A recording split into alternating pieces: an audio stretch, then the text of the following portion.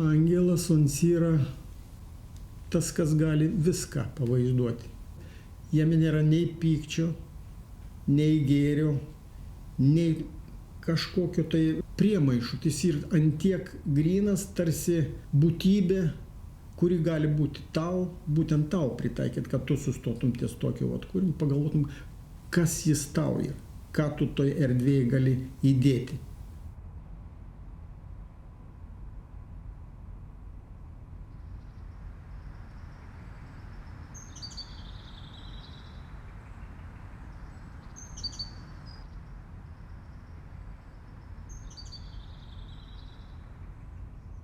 Sustojau ties tokiu vienu piešiniu, kuriame vaizdavau žmogaus siluetą ir iš jo visų galūnių išsišakojusius atšakus, tarsi čiulptuvai, ieškojau atsakymų. Ko man dar reikia išraiškoj, ko man dar reikia, kad aš daugiau nutariau lipdyti.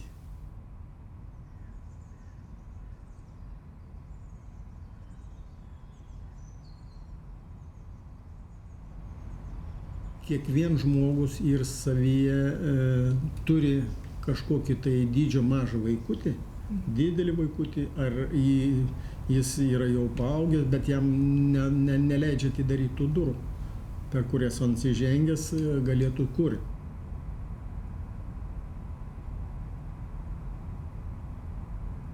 Kartais būna, kad aš sustoju lipdydamas ir man tą dieną trūksta dalies tos skulptūrėlės, aš paliku kitai dienai. Kitą dieną einu pro šalį, pro savo stovintį tą angeliuką, jis man pasako, kad čia ne taip, kad čia biški kitaip. Ir po kelių tokių vaikščiojimų susitapatini su jo siunčiama, sakykime, tą tokią mintim ir baiginėjai darbą.